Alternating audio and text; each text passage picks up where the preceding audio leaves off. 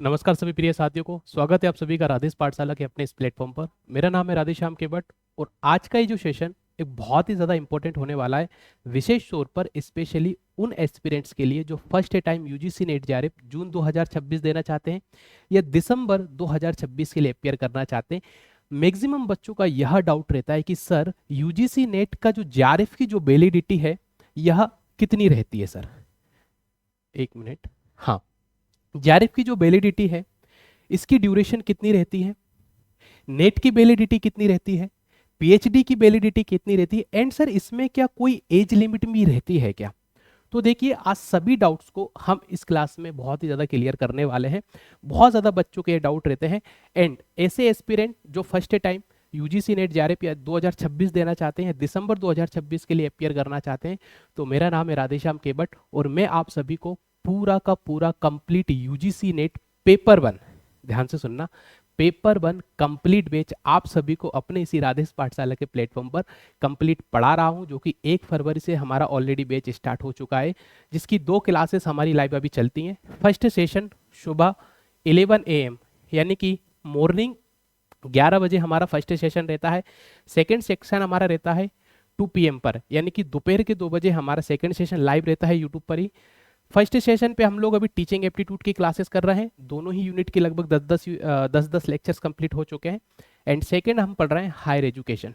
तो यदि आप देना चाहते हैं और विशेष तौर पर ऐसे विद्यार्थी जो किन्हीं परिस्थितियों के बस पेड कोर्स महंगे महंगे पेड कोर्स अफोर्ड नहीं कर सकते या ऑफलाइन क्लासेस लेने में सक्षम नहीं है, तो चिंता क्यों करना, राधेश्वर है तो राधेश पाठशाला आज से आप सभी पेपर 1 कंप्लीटली अच्छे से कवर कर सकते हैं। तो चलिए बेसिकली आज की क्लास पर आते हैं, सारे डाउट्स को ओपन करेंगे क्लियर अपनी इस सेशन में। देखिए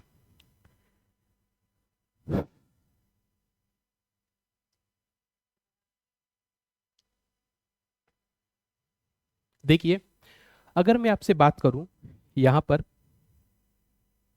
फर्स्ट ऑफ ऑल आप एक चीज आप विशेष तौर पे याद करेंगे सर कि यूजीसी नेट एग्जाम, ठीक है, अब यूजीसी नेट एग्जाम जो हमारा होता है ये तीन, ये इसका जो रिजल्ट होता है, तो यूजीसी नेट का जो रिजल्ट है, तो रिजल्ट 3 कैटेगरी में आपका जारी किया जाता है, ठीक है, first, second and third. First, आप जो क्वालिफाई सर्टिफिकेट मिलेगा ये मिलता है आपको जेआरएफ के लिए।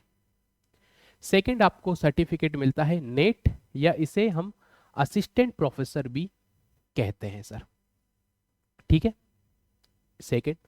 और तीसरी कैटेगरी जो लेकर आए हैं यूजीसी, यह है पीएचडी ओनली।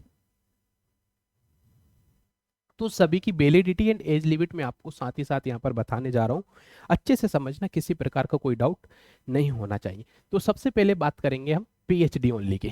देखिए पीएचडी ओनली में यदि आप सर्टिफाइड होते हैं तो आपको सिर्फ और सिर्फ पीएचडी में एडमिशन मिलेगा। क्या मिलेगा साथियों, पीएचडी में आप एडमिशन ले सकते हैं, बट इसके लिए आपको कोई भी फेलोशिप इसमें आपको नहीं मिलेगी। पहली बात क्लियर है। और क्या है इसमें सर, इसकी अगर मैं आपसे बात करूं एज लिमिट की, तो यहां एज लिमिट का कोई भी कॉन्सेप्ट नहीं है। थर्ड चीज सबसे मोस्ट इंपॉर्टेंट वह है इसकी वैलिडिटी की।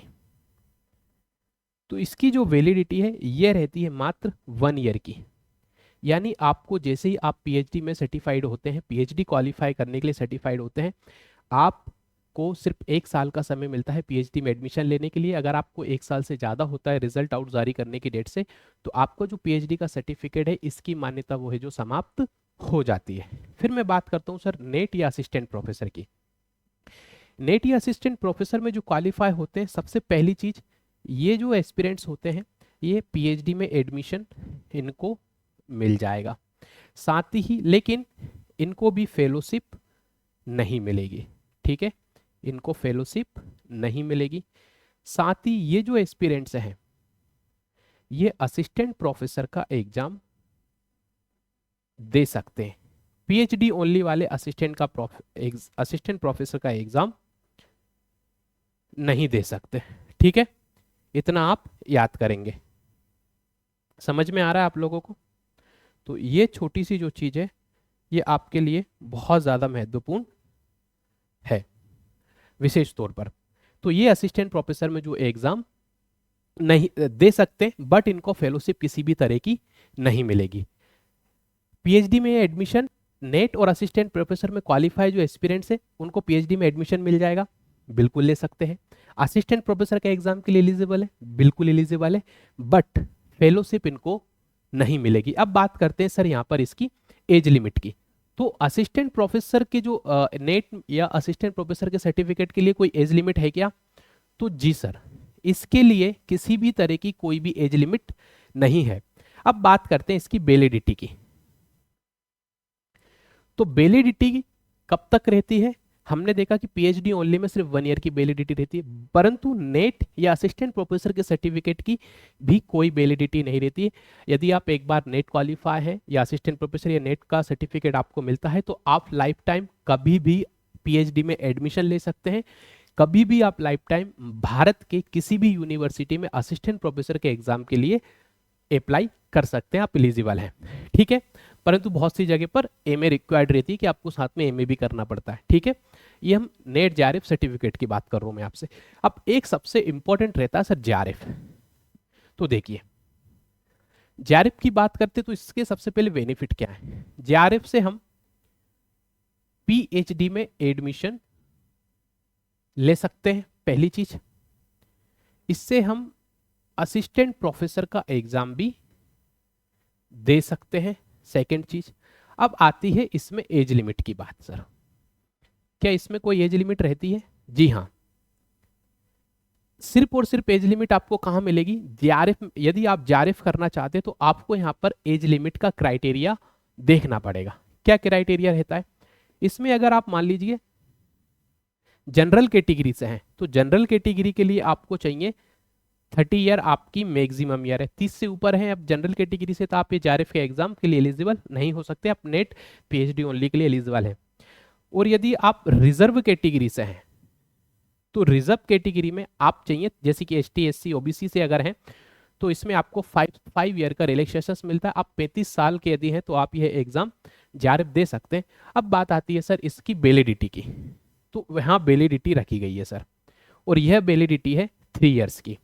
यानी यदि आप जेआरएफ क्वालिफाई होते हैं तो आपको 3 साल के अंदर अंदर आपको पीएचडी में एडमिशन लेना पड़ेगा, आपको फेलोशिप मिलेगी। 3 साल यदि ये ज़्यादा होते तो आपको फेलोशिप नहीं मिलेगी और नहीं आपका एडमिशन होगा। तो ये थी इन्फॉर्मेशन जेआरएफ की वैलिडिटी से रिलेटेड। आशा करता हूँ आपको जानकारी समझ में आई होगी, पसंद लगी होगी। एंड पेपर 1 कंप्लीट पढ़ना चाहते हो तो डेली लाइव क्लासेस में आइए।